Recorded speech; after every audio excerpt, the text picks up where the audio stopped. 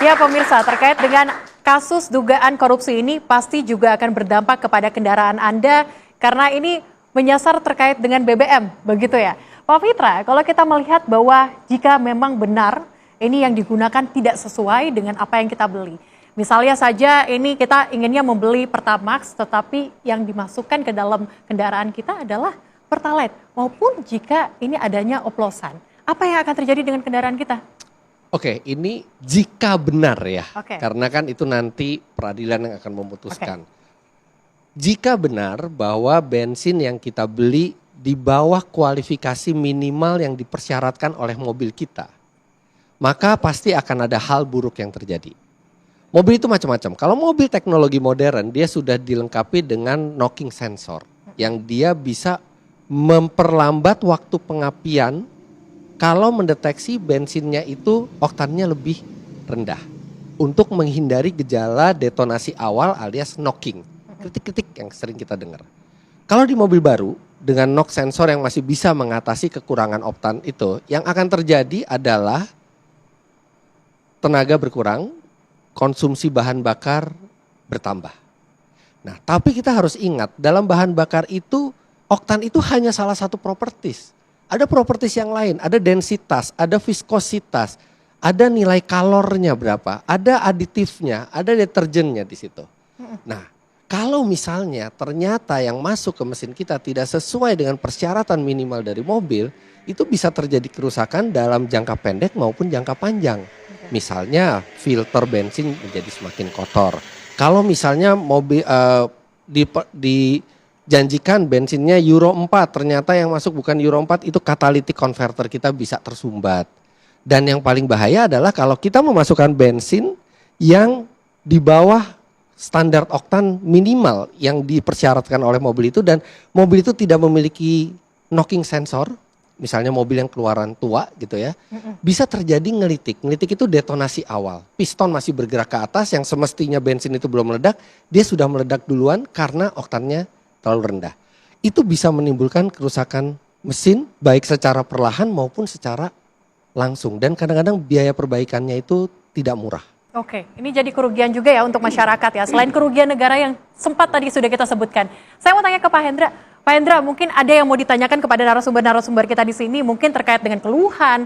Ataupun mungkin mau konsultasi nih kendaraannya selama 5 tahun pengguna Pertamax. Mungkin ada yang dirasakan atau seperti apa, silakan Pak Hendra. Ya, jadi ini kan saya ingin mendahului ini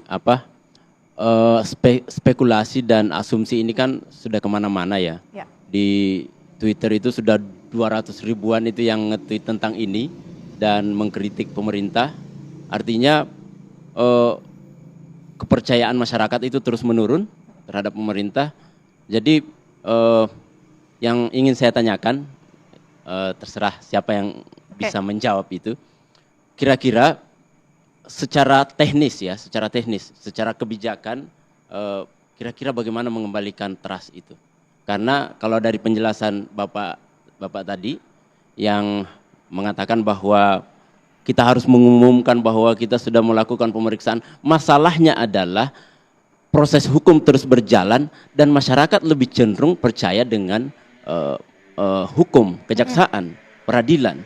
Jadi ketika ini terbukti nanti di pengadilan, ini akan lebih hancur lagi. Jadi sangat sulit untuk dihentikan kritik masyarakat ini. Baik. Terima kasih. Pak Eri mungkin bisa dijawab, Pak. Kalau kita bisa lihat seperti yang tadi pertanyaannya, mungkin lebih singkat saja dari pandangan Bapak seperti apa, Pak?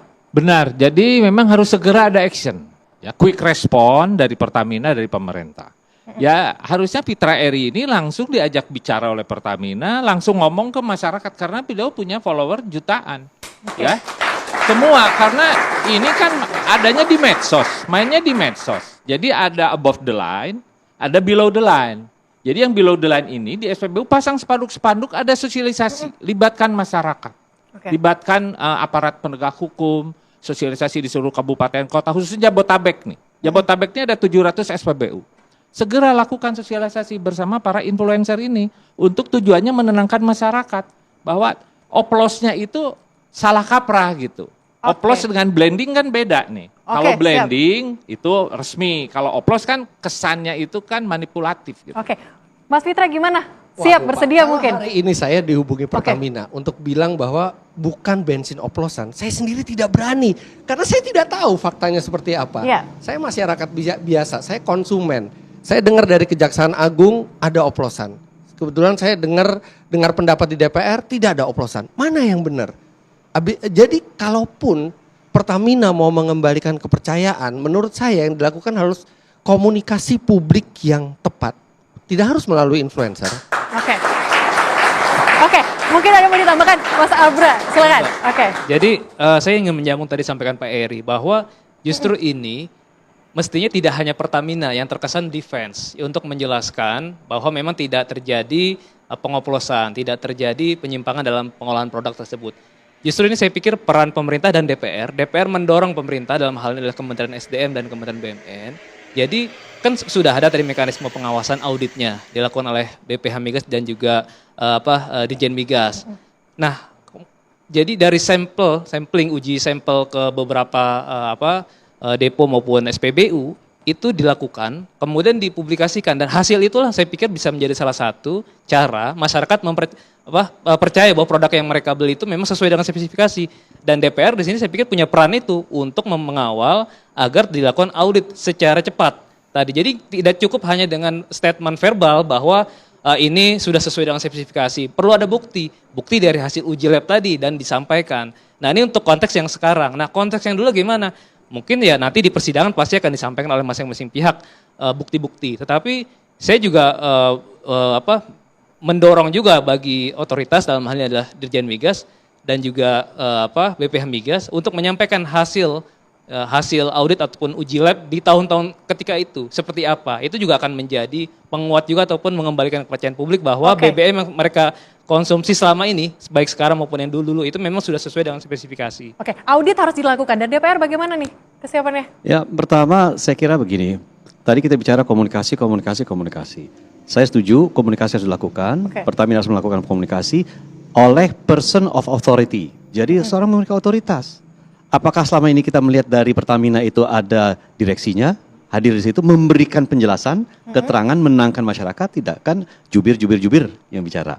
Jadi saya kira perlu ada betul-betul ya pimpinan tertinggi Pertamina karena ini kan membawa keresahan di masyarakat. Dan ini keresahan ini saya kira memang cepat sekali merembetnya karena berita di media sosial juga sangat gencar ya keluarnya.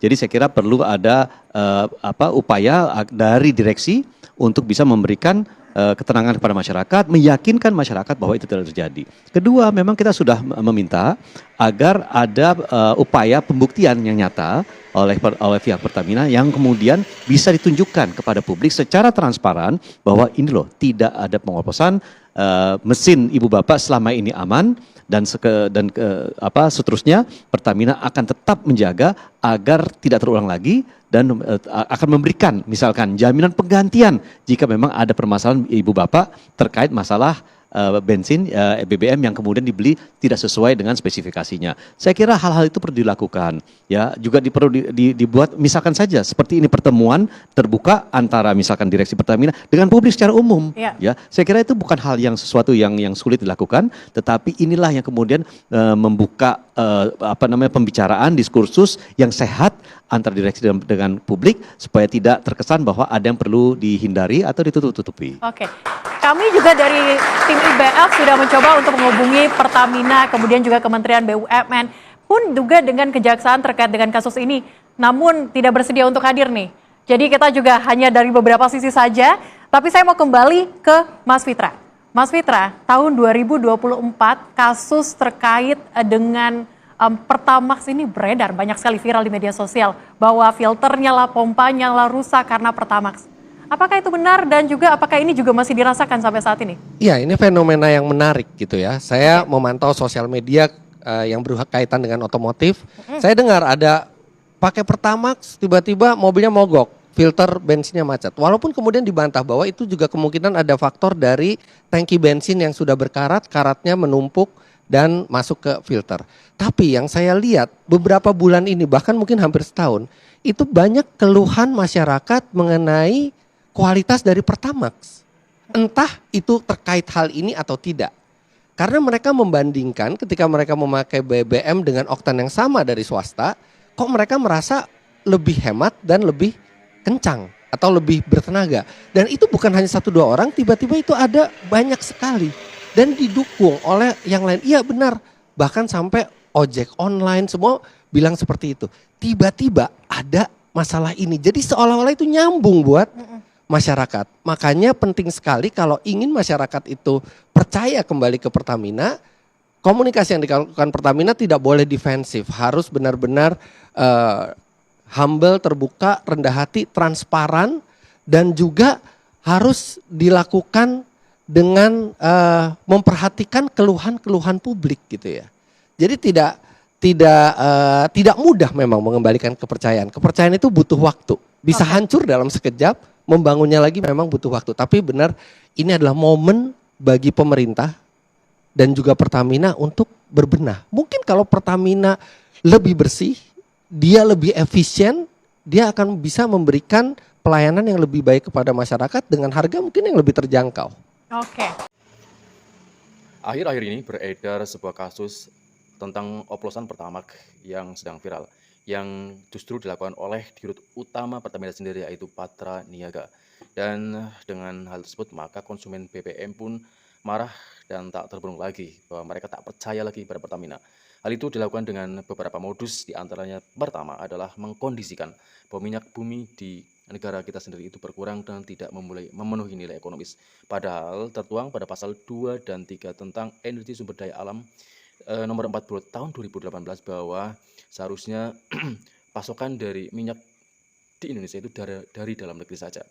Dan kemudian akhirnya si Patra Niaga pun mempunyai modus baru, yaitu modus kedua dengan mengimpor minyak bumi dari luar, yang karena dia itu menolak KKS, kontraktor kerjasama dari pihak dalam negeri. Oleh karena itu akhirnya dia pun mengimpor minyak bumi dengan RON di bawah 92, yaitu 80 dan 69, lalu di blend, lalu di trademark dengan RON 92. Maka oleh orang awam maka disebut itu adalah Pertamax oplosan. Jadi dengan hal tersebut maka para konsumen BBM di Indonesia itu semakin tak percaya lagi kepada Pertamina. Dan untuk pembuatan tersebut setidaknya Pertamina menarik produknya kembali dan mengetes ulang bahwa itu benar-benar mempunyai nilai RON yang persis dengan Pertamax. Oleh karena itu, dengan adanya kasus pengolahan tersebut, maka kemungkinan para pengguna Pertamax akan bermigrasi kembali ke Pertalite. Lalu, apakah Pertalite sekarang semakin dipersulit dengan adanya kode tersebut? Kita lihat saja apa yang dilakukan pemerintah nanti. Cukup sekian video kali ini. Sampai jumpa di video selanjutnya. Wassalam.